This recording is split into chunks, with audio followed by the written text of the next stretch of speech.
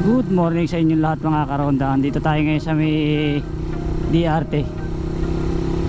Pupunta natin yung tatlong revolter sa may gawing Kalawakan mga idol. So samahan nyo ako.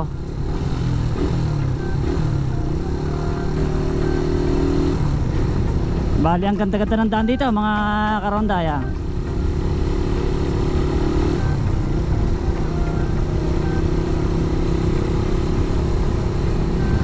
Ang sarap-sarap na simoy ng hangin mga idol.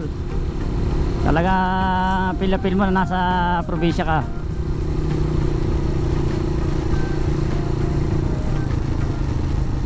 Bali kung hindi pa kayo nakakarating ng Doña Remedios Trinidad, itry nyo pumunta mga karonda. Hindi kayo magsisisi. Unang-una sa lahat, ang dami-daming papasyalan dito mga idol. Andito mga falls, mga river, mga cave. Andito na lahat, kompleto na, may mga resort din. Nice.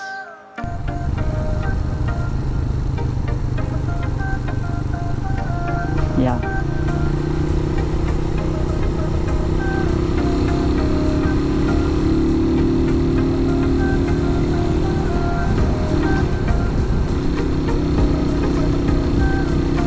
Bali, ito nga pala yung ating dinala ngayon, yung ating si Reader, dahil yung ating si Violeta, yung ating Mio Sport, baka medyo mahirapan kasi medyo malayo ating pupuntahan na yun.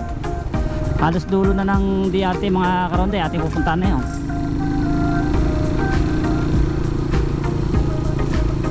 Bali, medyo ingat-ingat lang tayo dito kasi may talagang curve na curve to mga idol. Ligo-ligo siya.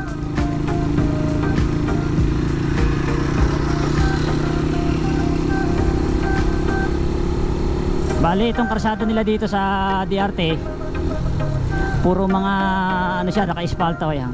Kaya ang kinis-kinis, ang ganda-gandang magmotor mga idol.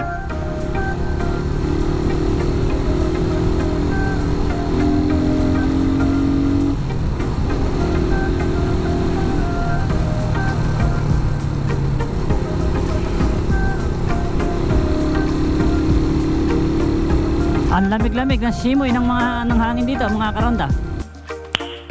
Nice.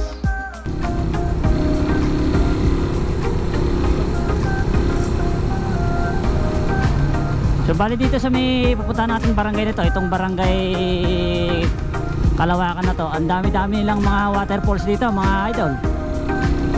Kaya i-try nyo pupunta rito, barangay Kalawakan. Andito yung mga nagdadamihang mga view deck, pati yung mga camping site. Bale yan yung kanilang view, bundok na bundok mga idol.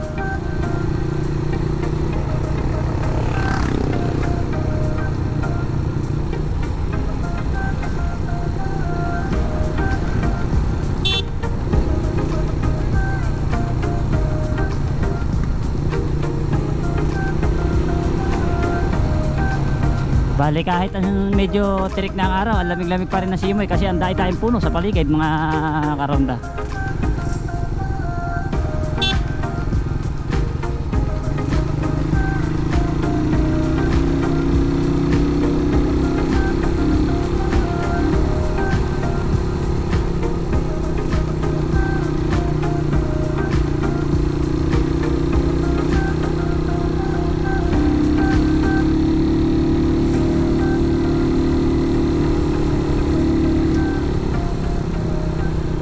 Bali dito sa Bulacan, sa mga bayan-bayan ng Bulacan, pinakamalaki ang sakop ng Doña Remedios Trinidad.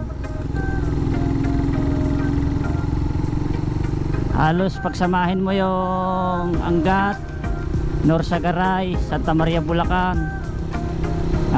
Balagtas Bulacan, halos mas malaki pa itong DRT.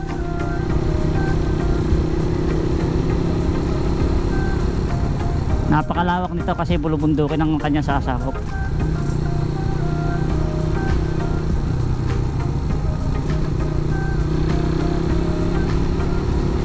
So yun mga idol, hanggang dito lang, update ko lang kayo mamaya. Bye bye.